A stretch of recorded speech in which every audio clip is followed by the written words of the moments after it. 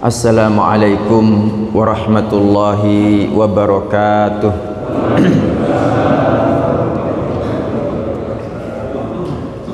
Alhamdulillahirabbil alamin. Wassalatu wassalamu ala imamil mursalin Nabiyyina Muhammadin wa ala alihi wa ashabihi ajma'in, amma ba'd. Subhanaka la ilma lana illa ma 'allamtana innaka antal alimul hakim.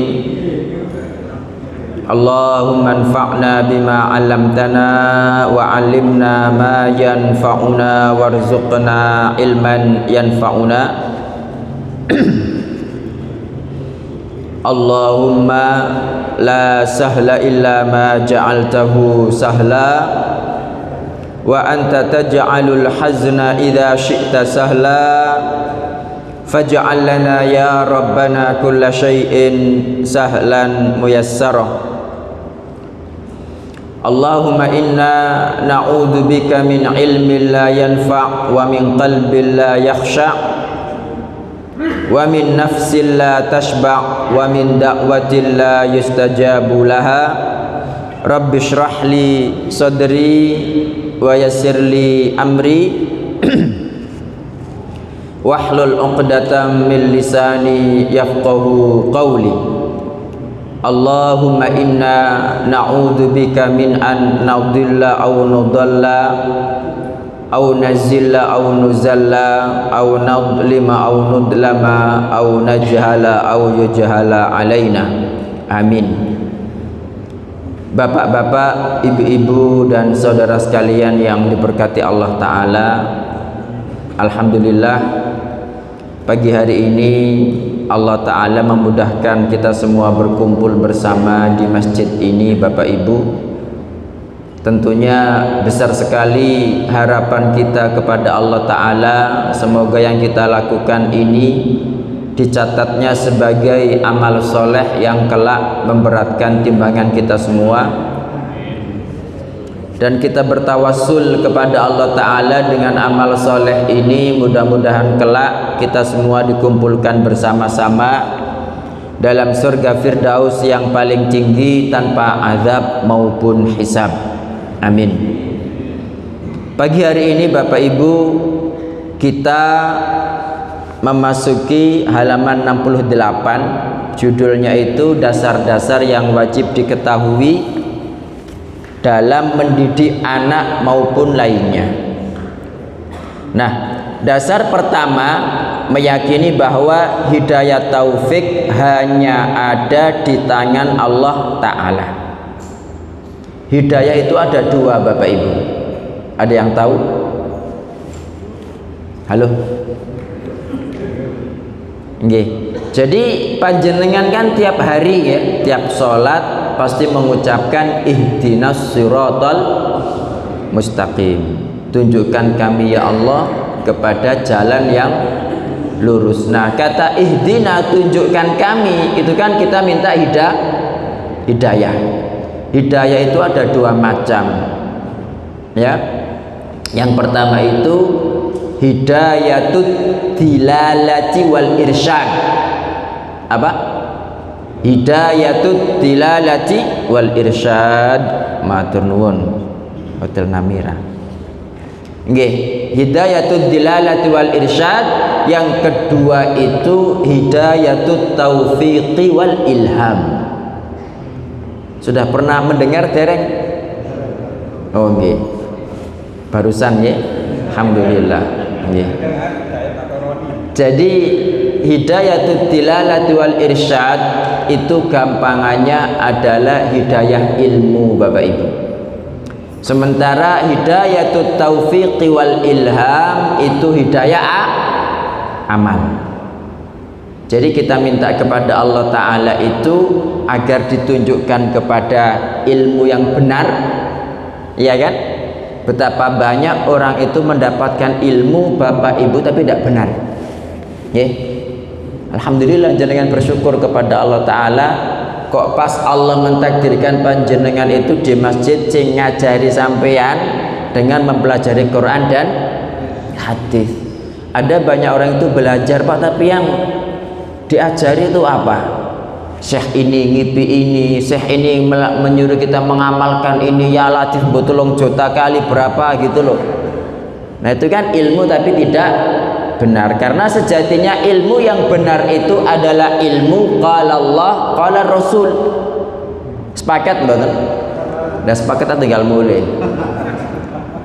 Makanya Imam Syafi'i rahimahullah itu mengatakan kullul ulumi siwal qur'ani masyghalatun.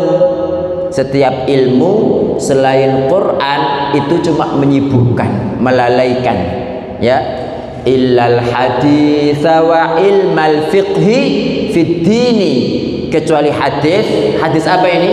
Hadis Nabi sallallahu alaihi wasallam dan ilmu fikih dalam agama. Ya. Jadi semua ilmu selain Quran itu cuma melalaikan, gak ada gunanya, kecuali hadis sama ilmu fikih. Ini kata siapa? Imam Syafi'i rahimahullah. Al ilmu ma kana fihi qala haddatsana. Ilmu itu yang di dalamnya terdapat ucapan haddatsana. Kami diberitahu oleh fulan, fulan berkata kami diberitahu oleh fulan, sampai nyambung kami diberitahu oleh Rasulullah sallallahu alaihi wasallam. Itu haddatsana. Haddatsana ini ilmu apa ini? Ilmu apa? Hadis. Wa ma siwa dzalika, adapun yang selain itu wasawisus syayatini, hanya bisikan-bisikan syaitan. Ya maksudnya yang wajib dipelajari orang Islam itu ya Quran hadis itu Pak. Ada ilmu itu yang wajib dipelajari secara fardu ain, ada ilmu itu yang fardu kifayah, ada ilmu yang sunnah. Nah zaman sekarang ini yang sunnah-sunnah itu diutamakan, yang mempelajari Quran hadis di nomor 2kan. Baru belajar Quran hadis ini prei pensiun baru belajar, ya apa enggak? Sehingga pas dikon ngaji nu geladak geladuk gotri kemerotok begitu. Enggak di sini, di sana Pak, di sana. Ya paling ya pelarian dari sini juga. Oke. Jadi ini hidayah ilmu, kita minta kepada Allah Ta'ala ditunjukkan kepada jalan yang lurus. Itu ilmu yang benar Pak. Nah sementara hidayah amal itu kita minta kepada Allah Ta'ala agar kita dibantu mengamalkan ilmu yang benar ini, ya. Makanya dalam surat Al-Fatihah itu kan Allah menjelaskan bahwa ilmu yang benar itu siapa? Yaitu siratal ladzina an'amta alaihim, jalannya. Jadi ilmu yang dimiliki oleh orang-orang yang engkau beri nikmat atas mereka ya Allah. Siapa itu Pak? Itu adalah para nabi, para siddiqin, para syuhada, ya, yang disebutkan dalam surat An-Nisa itu wa hasuna ulaika rafiqa, dan mereka adalah sebaik-baik teman dalam perjalanan. Itu jalan dan ilmunya para nabi, para syuhada, para solihin. Kemudian ghairil maghdubi alaihim waladdallin, bukan jalan orang-orang yang dimurkai, bukan pula jalan orang-orang yang tersesat. Itu para ulama sepakat maghdub alaihim itu orang-orang Yahudi Pak. Sementara ad-dallin adalah orang-orang Nasrani. Tapi apakah ini khusus dengan mereka? Mboten. Siapapun yang sifatnya sama dengan mereka, meskipun muslim, maka dia juga maghdub alaihim, maka dia juga dhalin.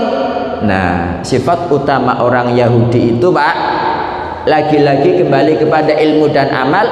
Orang Yahudi itu mengetahui ilmu yang benar, tapi mereka mengingkari. Siapapun dari kita mempunyai ilmu yang benar, terus dia ingkari, dia tutupi, meskipun dia sholat 5 waktu, maka dia maghdub alaihim. Kayak Yahudi, nggak ada bedanya, ya. Suara apa? Nah, orang Yahudi itu ilmu yang benar yang mereka ingkari apa Bapak Ibu? Halo. Dalam? Napa? Yang keras kata lo, di sing napa? Iya, jadi orang Yahudi itu mereka sudah ngerti, Pak, akan datang Nabi akhir zaman, ya, sebagai pemutus atau penutup, bukan pemutus, penutup para rasul. Itu mereka tahu siapa namanya, ya, bapaknya siapa, keturunannya siapa, dari mana munculnya, tahu Pak mereka. Makanya Allah Ta'ala mengatakan alladzina atainahumul kitaba ya'rifunahu kama ya'rifuna abna'ahum. Artinya orang-orang yang kami beri Alkitab, yaitu Yahudi dan Nasrani, mengenali Muhammad sallallahu alaihi wasallam seperti mengenali anak mereka sendiri. Ngerti mereka, Pak. Cuma ketika beliau muncul hanya karena Nabi Muhammad sallallahu alaihi wasallam dari keturunan Nabi Ismail, bukan dari Nabi Ishak, mereka menolak, Pak. Itu. Nah, sementara orang-orang Nasrani ini mereka lebih mendominasi mengamalkan ilmu yang tidak benar. Kalau dalam Islam gitu ya banyak melakukan bid'ah. Jadi perkara yang nggak dicontohkan, perkara yang nggak diperintahkan dilakoni, Pak.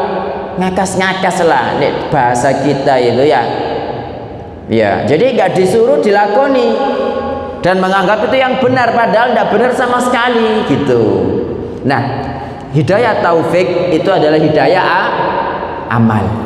Nah, di sini kita meyakini bahwa hidayah taufik hanya di tangan Allah Subhanahu wa ta'ala. Kemampuan para rasul, kemampuan para dai, jenengan juga itu cuma menyampaikan hidayah ilmu, Pak.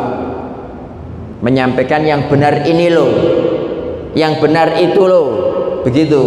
Adapun yang menjadikan orang mengikuti ilmu yang benar, ini namanya hidayah taufik, ini hanya hak Allah Subhanahu wa ta'ala.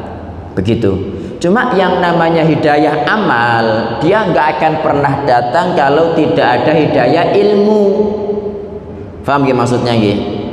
Contohnya begini, tentang keutamaan sholat malam, ya, atau tentang keutamaan sholat duha, atau tentang keutamaan sholat wajib di awal waktu. Ini kan banyak yang tahu kan, tapi apakah semua orang mengamalkan? Kan enggak. Padahal punya ilmunya. Sing punya ilmunya saja kadang mengamalkan, kadang tidak, apalagi sing enggak punya ilmu, so pasti enggak akan pernah mengamalkan. Kan begitu. Jelas nggih? Jadi untuk mendapatkan hidayah amal ini harus ada hidayah ilmu dulu.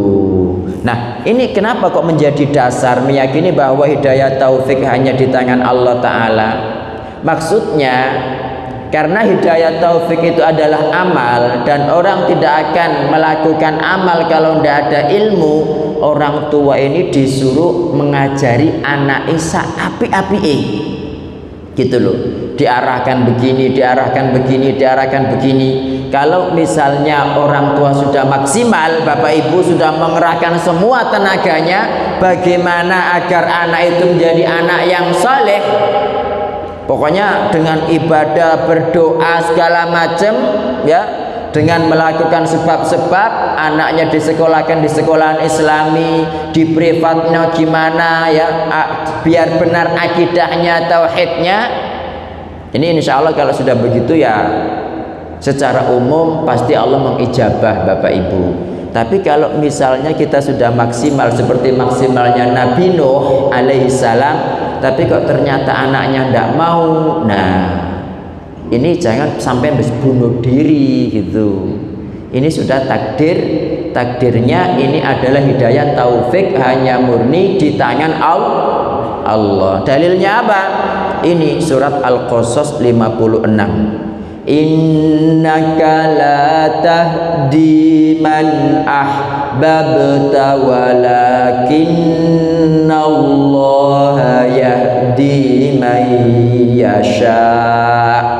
Innaka, sesungguhnya kamu Muhammad, la tahdi man ahbabta, gak bisa memberi hidayah ilmu, kepada orang yang kamu cintai, tetapi Allah memberikan hidayah kepada siapapun yang dia kehendaki. Tahu enggak panjenengan asbab atau sabab nuzul ayat ini, Pak? Sabab nuzul ayat ini itu ketika Nabi SAW saat Abu Thalib sakaratul maut, Nabi SAW itu datang, Pak. Ya ammu, ya, ketika datang itu Nabi mentalkin, ya ammu wahai paman, qul la ilaha illallah, ucapkan la ilaha illallah, bukan ucapkan Allah Allah Allah. Makanya kalau ada orang berzikir Allah Allah Allah Allah Allah, itu salah, Pak. Kenapa kok salah? Pernah tak Nabi zikir Allah Allah Allah Allah gitu lah? Tidak pernah. Lengkap mengajarkan la ilaha illallah, kayak doa hari Arafah itu kan, la ilaha illallah wahdahu la syarikalah lahul mulku wa lahul hamdu wa huwa ala kulli syai'in qadir. Termasuk juga yang kita baca 100 setelah subuh, 100 setelah zuhur, ya, atau setelah maghrib, setelah isya, setelah asar, kan masuk zikir pagi petang, itu juga bukan Allah Allah Allah Allah, enggak. Kenapa kok Allah Allah enggak disyariatkan? Coba jawabannya apa, Bapak Ibu? Kenapa kok bukan Allah Allah Allah? Halo, halo, dalam sing bisa jawab boleh pulang, enggak apa-apa, monggo. Karena kalau Allah Allah itu bukan kalimat bukan kalimat tauhid. Jangan ketika mengucapkan Allah Allah Allah itu artinya Allah Tuhan Allah Tuhan Allah Tuhan lah, begitu sih. Itu maknanya iya Allah Tuhan, tapi sampeyan tidak menafikan keberadaan Tuhan-Tuhan yang lain. Beda kalau mengucapkan la ilaha, tiada ilah yang patut diibadai dengan benar illallah kecuali Allah, itu baru kalimat tauhid. Contohnya begini, ya. Beda ndak arti, ya, Abah Hidayat di Masjid GSI, ya, ini ada berita seperti itu. Dengan berita berikutnya, tidak ada seorang pun di Masjid GSI keluar kecuali Abah Hidayat. Nah, ini bedanya apa? Kalau yang jenengan mengatakan Abah Hidayat di Masjid GSI, maknanya apa? Beliau di masjid, tapi tidak menafikan keberadaan orang lain di dalam masjid. Tapi kalau mengucapkan tidak ada seorang pun di masjid kecuali Abah Hidayat, berarti maknanya apa? Beliau seorang, tidak tahu iktikaf paling, ya, pas hari tasyrik, begitu loh. Jadi gitu, Pak. Makanya ketika kita diperintahkan mentalkin orang, itu bukan Allah Allah, salah itu. Andai kan kalau dia meninggal dan ngomong Allah, ya tidak terjamin masuk surga, karena Nabi mengatakan man kana akhiru kalamihi la ilaha illallah dakhalal jannah. Barang siapa akhir perkataannya la ilaha illallah pasti masuk surga. Bukan akhir perkataannya Allah Allah Allah, bukan. Nah, ini yang perlu kita pahami, Bapak Ibu. Nah, kadang-kadang orang itu ketika dia belajarnya bukan dari Quran, bukan dari hadis, tapi dari siapa begitu yang dianggap alim, itu biasanya mengikuti itu, akhirnya ya nggak benar, karena tidak sesuai dengan yang diperintahkan Rasulullah Shallallahu Alaihi Wasallam. Loh, tapi kan kiai, iya kiai, tapi kan bukan nabi sih. Kita diperintahkan ngikuti nabi apa ngikuti kiai? Misalnya kiainya itu misalnya kiai sekali misalnya, tapi kalau menyalahi Nabi Muhammad SAW, ya dalam hal ini kita lebih mengikuti Nabi SAW. Nah, ini banyak juga Bapak Ibu orang yang kadang-kadang tidak memahami. Memang kita diperintahkan untuk memuliakan kiai, memuliakan ustadz, memuliakan ulama kita. Kita diperintahkan, Syekh Hidayat diperintahkan juga. Tapi kalau misalkan Syekh Hidayat ini ngapunten menyalahi hadis, ya jangan dituruti. Dalam hal ini loh, ya. Nah, dalam hal ini jangan diikuti. Kita tetap mengikuti Rasulullah Muhammad Sallallahu Alaihi wasallam. Karena yang maksum cuma Nabi Muhammad, Pak. Selain Nabi Muhammad tidak ada yang maksum. Oke, kita melanjutkan. Jadi ketika Nabi Muhammad mendatangi Abu Thalib saat sakaratul maut, beliau mengucapkan, wahai paman, ucapkan la ilaha illallah, kalimat yang aku jadikan hujjah untuk menolongmu di hadapan Allah Ta'ala. Nah, jadi kalimat la ilaha illallah, Bapak Ibu. Sayangnya apa? Sayangnya di situ ada Abu Jahal sama Abdullah bin Abi Umayyah.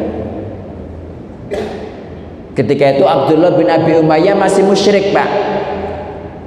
Setiap Nabi Muhammad mengucapkan wahai paman, ucapkan la ilaha illallah, langsung keduanya mengatakan, hei Lib. Nah, kalau bahasa kita, hei Abu Thalib, atarghabu an millati Abdul Muttalib, penawis benci tambe agamai Abdul Muttalib.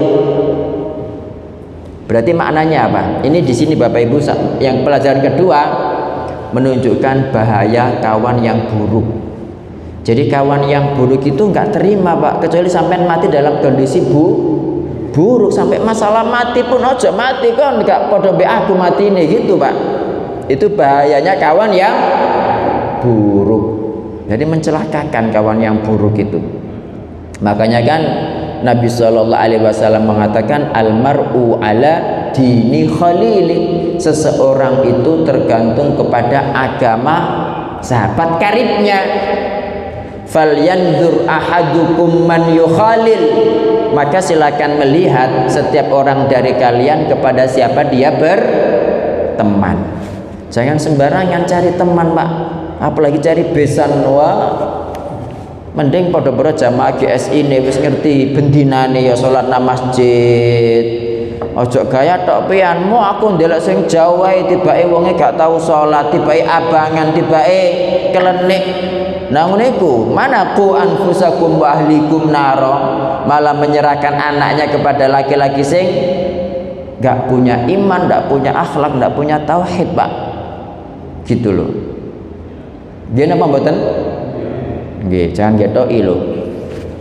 Nah, Bapak Ibu sekalian yang dirahmati Allah Ta'ala, jadi Abu Jahal di sini ini ngerti dengan makna la ilaha illallah. Ketika Abu Thalib mengucapkan la ilaha illallah, otomatis dia berlepas diri dari banyak Tuhan, dari berhala-berhala, padahal berhala-berhala itu adalah agamanya Abdul Muttalib. Nah, ini ada pelajaran berikutnya, Bapak Ibu, bahaya fanatik kepada nenek moyang. Ya, nenek moyang itu orang sing bertamasuk ya, berpegang teguh kepada Quran dan hadis gitu, sampean fanatikin ndak apa-apa. Tapi kalau nenek moyangnya jelas-jelas penyembah berhala loh, difanatiki ya bahaya, ya kan?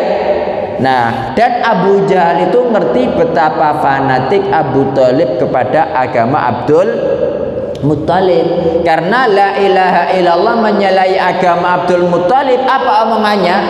Hei Abu Thalib, kamu sudah benci dengan agamanya Abdul Muttalib. Akhirnya Abu Thalib tidak mau mengucapkan la ilaha illallah dan mati dalam kondisi kafir. Nabi SAW terpukul, Pak. Ya Allah, paman saya ya, yang merawat saya, membela saya, ya kan? Jadi itu Nabi Muhammad SAW itu dirawat Abu Thalib sejak umur berapa? Kecil itu umur berapa? Halo? Kan ketika diajak pergi ke Madinah sama ibunya itu beliau umur berapa? 6 tahun ya. Setelah itu diganti dirawat oleh Abdul Muttalib 2 tahun, Pak. Jadi dengan ibunya 2 tahun, kan 4 tahun bersama Halimah Sa'diyah kan, terus 2 tahun bersama ibunya Aminah, 2 tahun bersama kakeknya. Umur berapa tahun tadi? 8 tahun. Jadi umur 8 tahun dari kelahiran Nabi Muhammad SAW, Abdul Muttalib wafat. Tapi sebelum wafat itu Abdul Muthalib ini wasiat kepada Abu Thalib. Kenapa kok Abu Thalib bukan Abu Lahab? Karena yang saudara kandung seibu. Jadi Abdul Muthalib istrinya banyak, Pak. Ya, termasuk yang saudara kandung ya, seibu sebapaknya Abdullah, bapaknya Nabi Muhammad sallallahu alaihi wasallam adalah Abu Thalib. Ini itu umur 8 tahun. Itu baru dibawa oleh Abu Thalib sampai Nabi diutus menjadi rasul itu masih bersama Abu Thalib. Pembelaannya Masya Allah ya, kepada Islam, kepada Nabi Muhammad sallallahu alaihi wasallam. Ya, tetapi ketika ditalkin tidak bisa mengucapkan la ilaha illallah, Nabi sallallahu alaihi wasallam sangat terpukul, Pak. Makanya kalau misalkan kita sudah maksimal tapi kok tidak bisa, ingat Nabi Muhammad juga seperti itu. Kemudian turun ayat innaka la tahdi man ahbabta walakinnallaha yahdi may yasha. Ini meyakini bahwa hidayah taufik hanya ada di tangan Allah Ta'ala. Nah, penjelasannya ayat ini sangat jelas menunjukkan bahwa seseorang tidak akan mendapat hidayah kecuali dengan taufik Allah. Nah, bagaimana caranya? Di samping kita berdoa minta ya, kita juga menyampaikan ilmu yang benar. Itu yang mesti dilakukan orang tua. Banyak berdoa juga, ngajari nak makan tangan kanan, nak baca bismillah dulu, nak sholat apa turung, nak begini wudhu yang benar gitu. Nggak boleh bosan-bosan mengarahkan sambil mendoakan.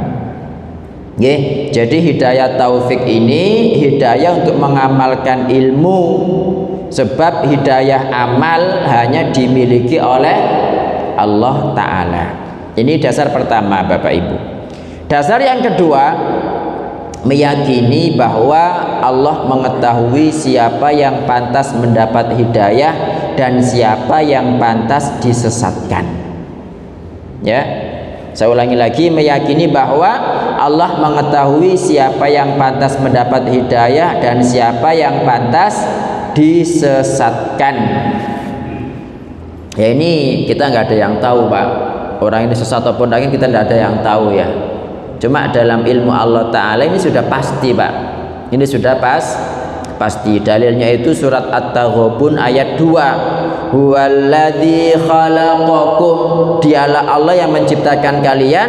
Faminkum kafirun wa minkum mukmin. Maka diantara kalian ada yang kafir, diantara kalian ada yang beriman. Wallahu bima ta'maluna basir. Sungguh Allah Maha melihat apa yang kalian kerjakan. Jadi Allah itu ngerti kenapa dia dijadikan beriman, kenapa dia dijadikan kafir. Karena Allah sudah tahu, Pak. Allah sudah tahu ya. Sama ini kalau kita misalkan agak susah mencerna ya. Kadang-kadang sebagai guru yang melihat keseharian anak itu kan kadang-kadang nggak perlu ujian kan sudah tahu nilainya ya.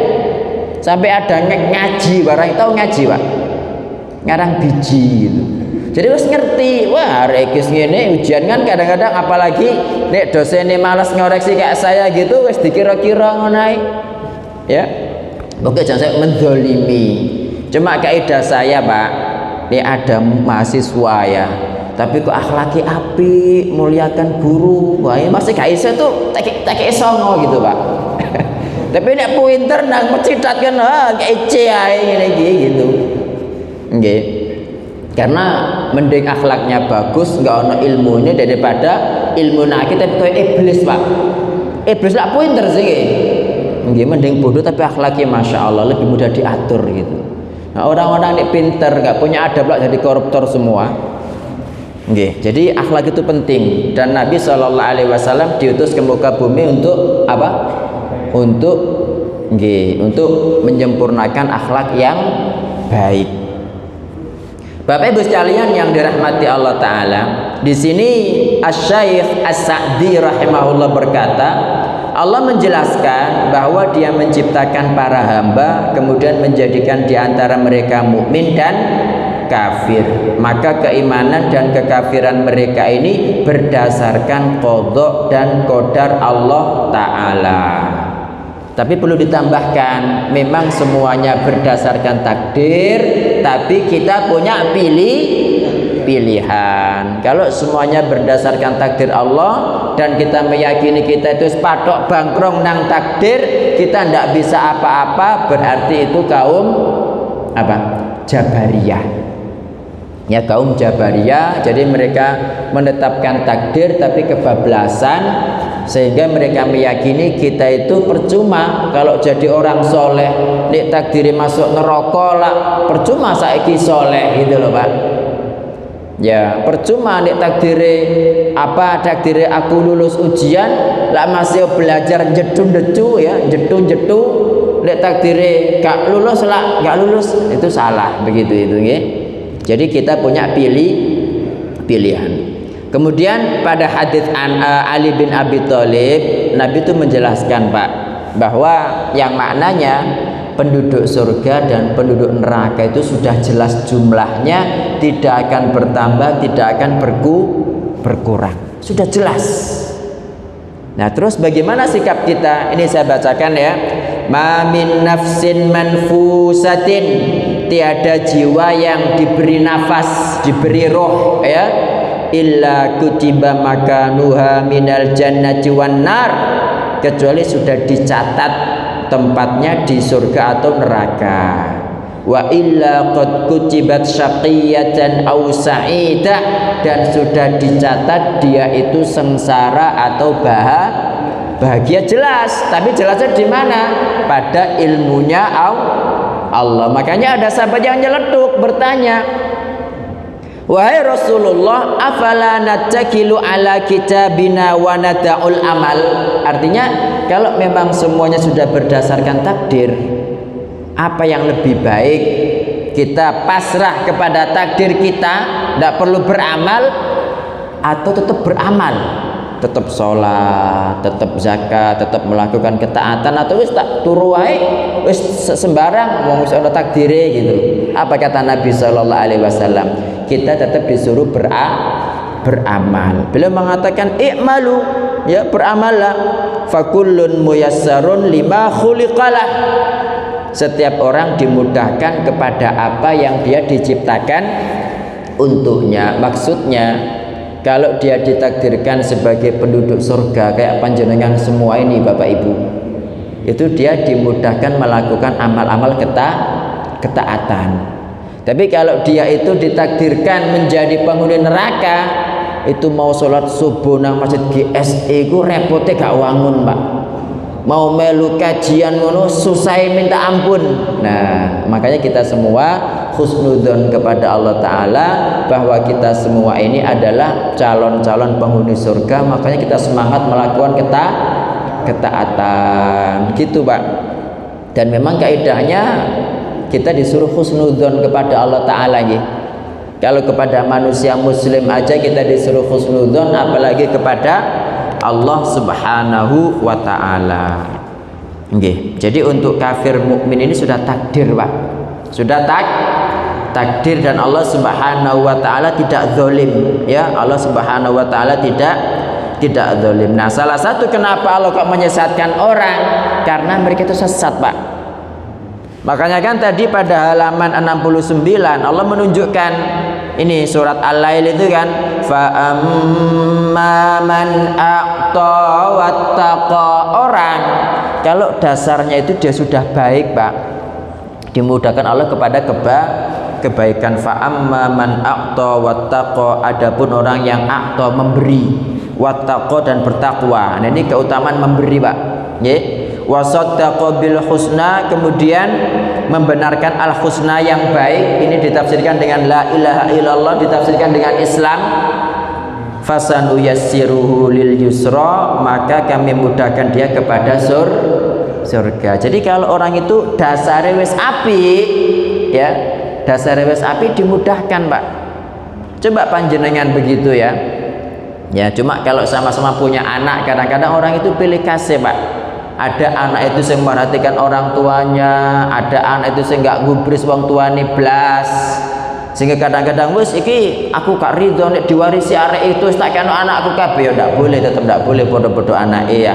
Tetap kalau memberikan harus adil. Mudah-mudahan itu menjadi jalan dia untuk taubat gitu.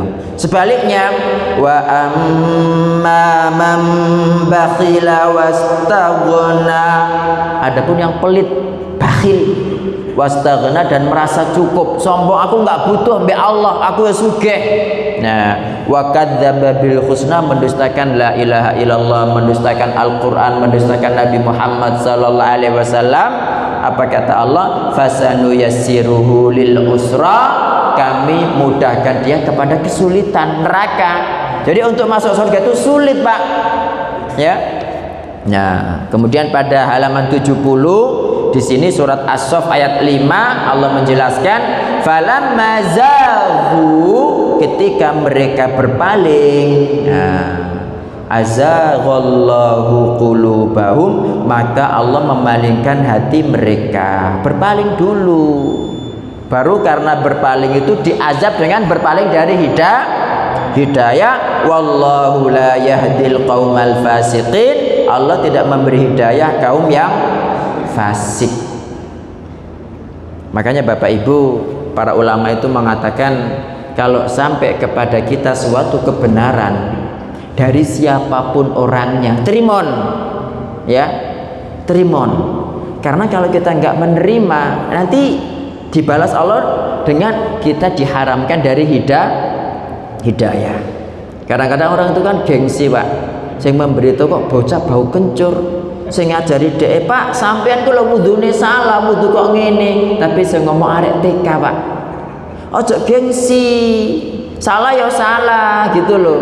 Kadang ada orang tuh mentang-mentang, loh aku kok diajari arek sing gak lahir wingi.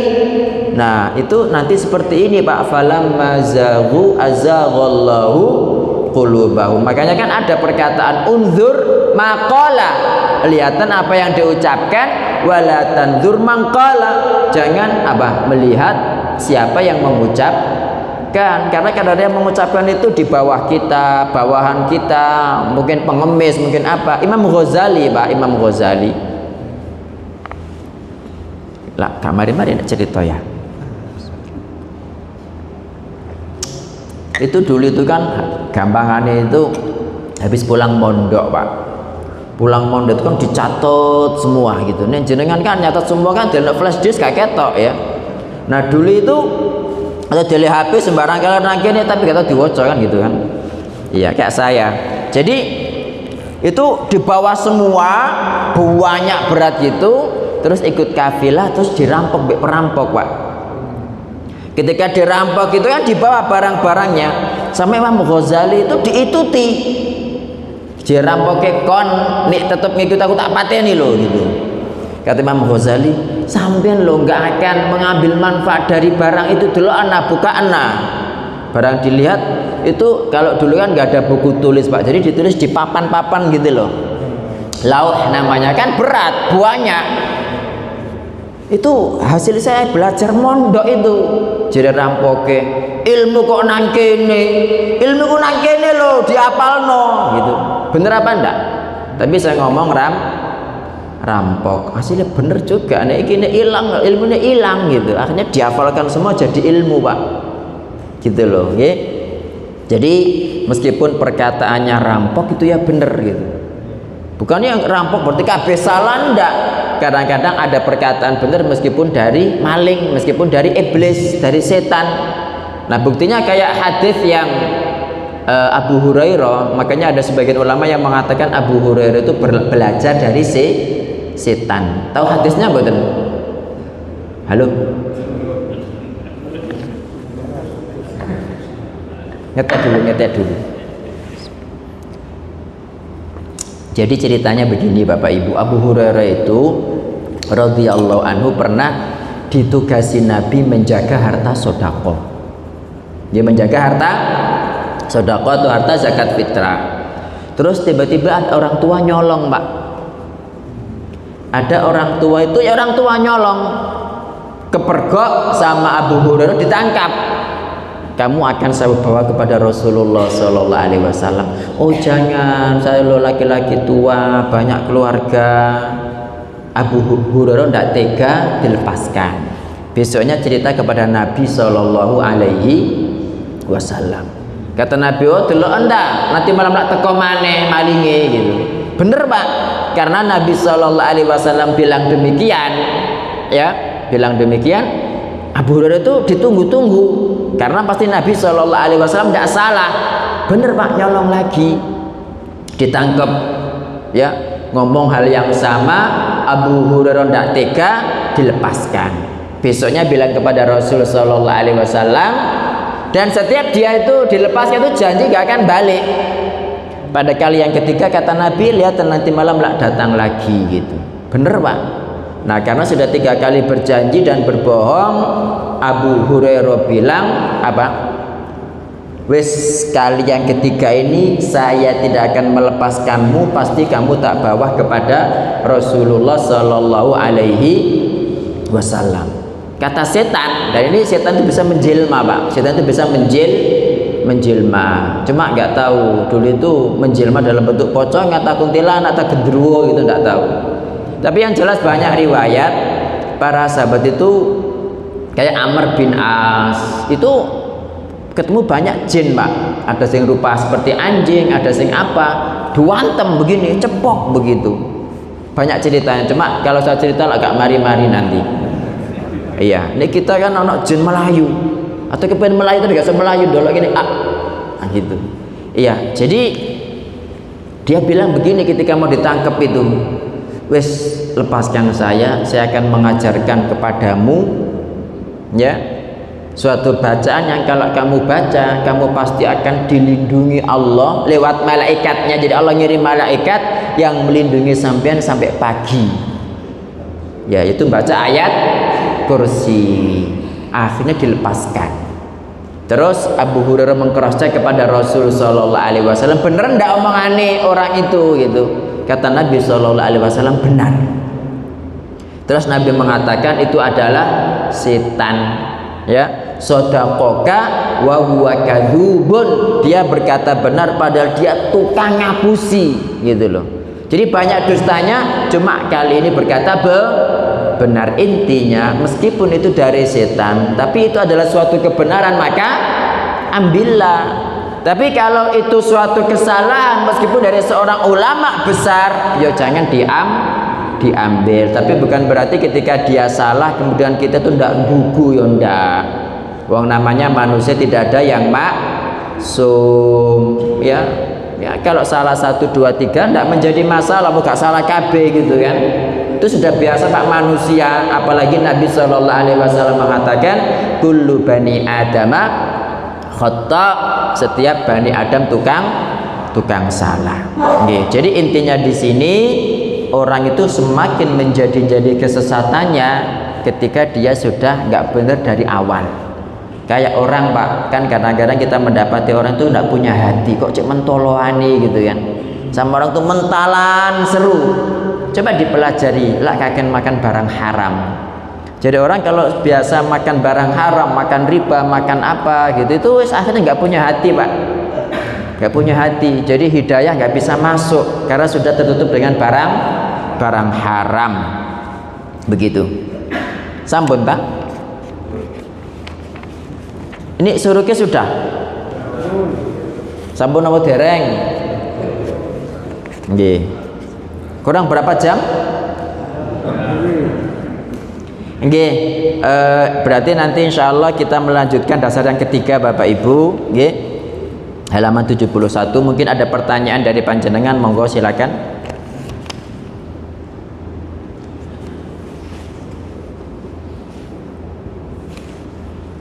Kalau nggak ada yang bertanya, jangan tak tunggu sampai ada yang tanya, masih jam 8.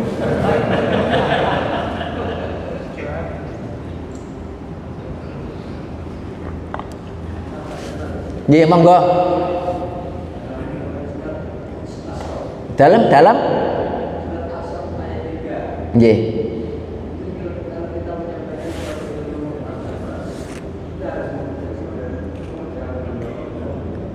Nggih, itu aja. Nggih, jadi beliau bertanya, kalau kita mengerjakan apa ilmu agama, mengajarkan atau mengerjakan? Mengajarkan. Dalam surat As-Saff ayat 3, kalau kita mengajarkan ilmu agama, apakah kita harus mengamalkannya terlebih dahulu? Ya benar memang. Ya. Jadi Allah Ta'ala itu mengatakan begini dalam surat As-Saff ya. Kabura maqtan indallahi antaqulu mala. Iya, jadi sangat besar dosanya di sisi Allah kalau kalian mengucapkan apa yang tidak kalian kerjakan. Jadi menyuruh tok tapi dia tidak mengamalkan, melarang tok tapi dia malah melakukan. Ya, jadi kita itu memang berat, Pak. Memang berat. Jadi orang yang mengajarkan ya kayak saya ini memang kalau nggak mengamalkan ya bahaya, besar dosanya. Malah menjadi korek apinya neraka. Kan ada hadisnya itu kan. Orang-orang yang neraka jahanam itu dinyalakan pertama kali untuk mereka. Ada orang yang mati syahid, ada orang yang tukang sodako, ada yang tukang qori, ya, ada orang alim. Itu pertama kali dinyalakan ya.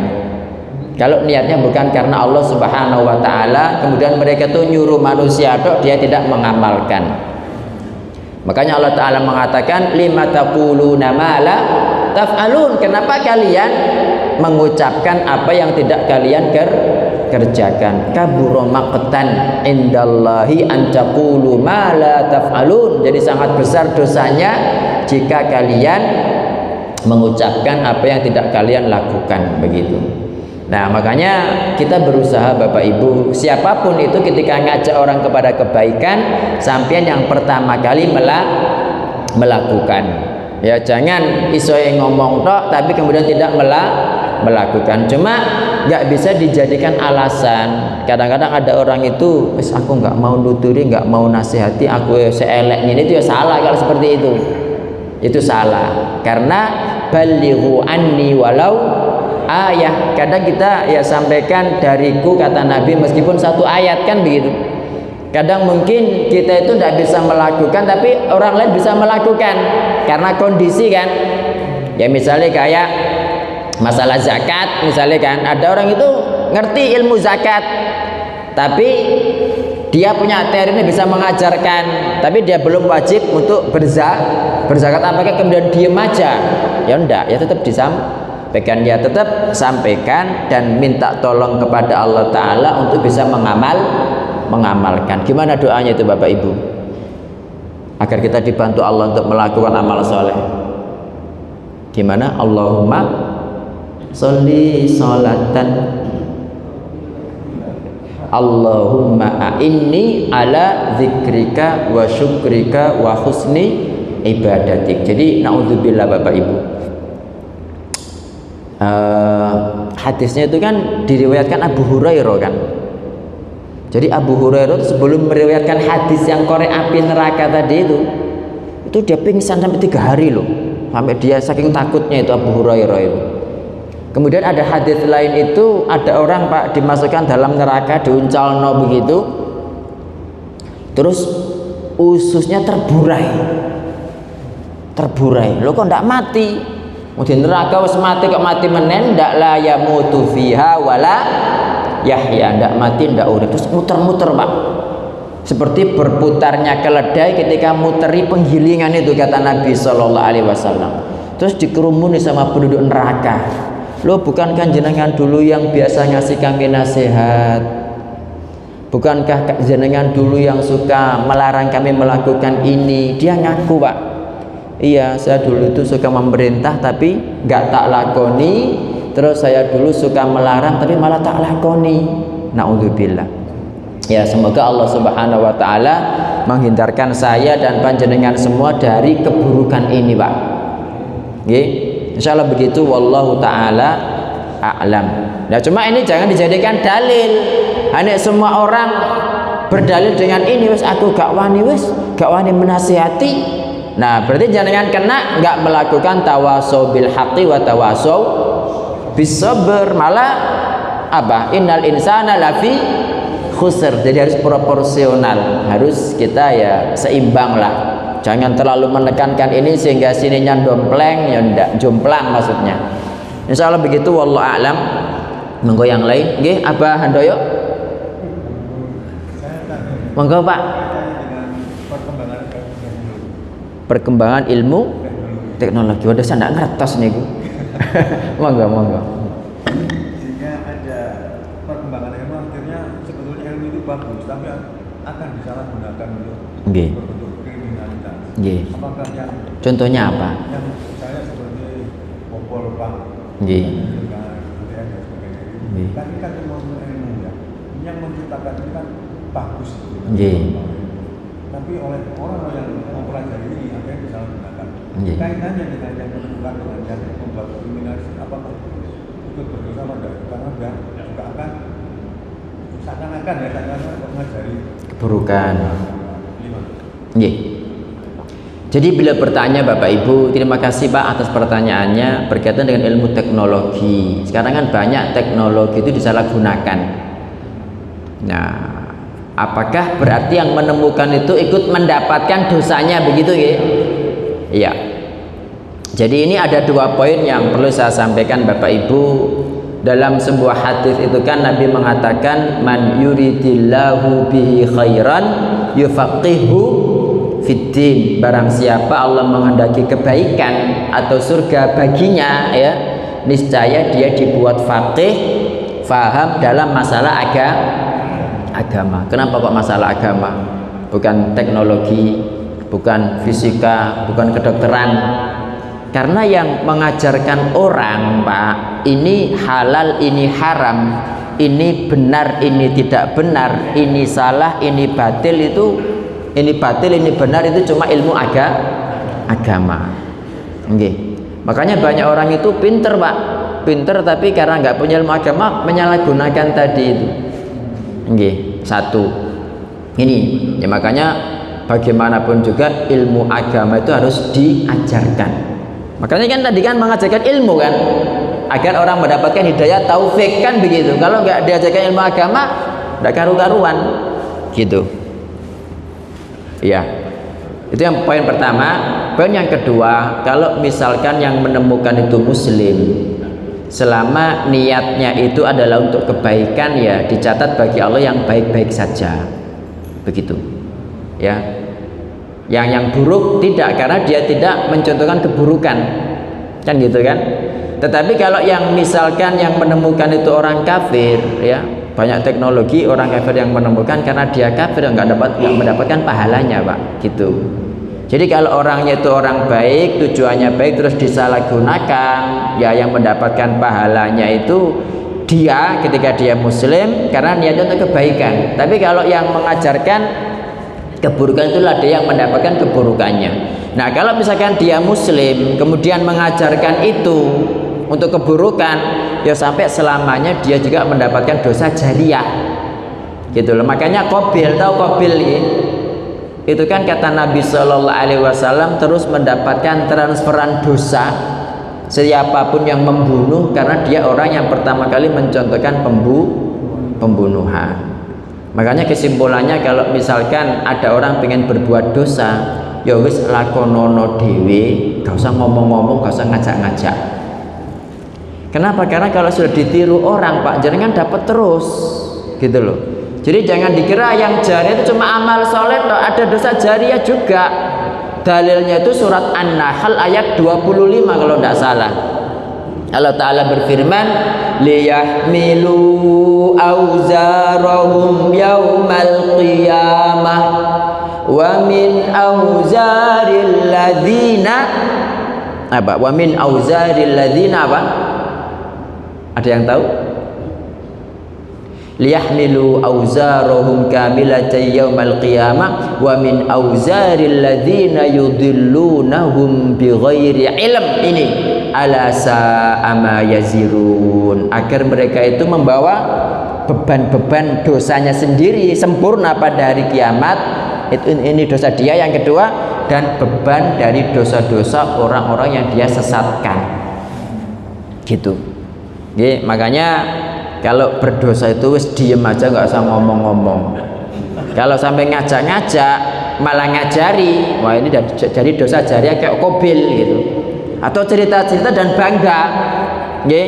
Makanya kan dalam hadis itu kan ada mujahir kan, kullu ummati mu'afa, setiap umatku itu terlindungi, dikasih afiat sama Allah Ta'ala, illal mujahirin, kecuali mujahir. Mujahir itu terang-terangan berbuat dosa. Terus Nabi mencontohkan, tadi malam melakukan dosa, sudah ditutupi oleh Allah, tidak ada yang tahu, tiba-tiba isu-isu nang warkop cerita-cerita aku mau begini ngelakoni ini gitu. Bangga, akhirnya ditiru orang, dosa Pak. Nih, dilakukan orang meskipun dia mati itu terus berjalan. Terakhir, makanya ketemu kok terakhir betul sios wis. Sampun terakhir. Makanya Imam Ghazali Abu Hamid rahimahullah itu mengatakan begini Pak, orang kalau dilihat kondisinya setelah mati terbagi menjadi 3. Ada yang ketika mati ini berhenti sudah, amal buruknya berhenti, amal baiknya juga berhenti. Nggih. Sudah pernah saya sampaikan dereng? Sudah nggih? Yang kedua, orang yang ketika mati ini 4 ya, maaf. Kalau tadi ini berhenti semuanya. Yang kedua ini orang yang ketika mati itu Pak, Bu, ini berhenti amal baiknya, tapi dosa-dosanya masih terus berjalan. Ya kalau sehari 2 hari sampai 500 tahun, sampai Qabil bertahun-tahun ket awal donya lah sapiro gitu ya.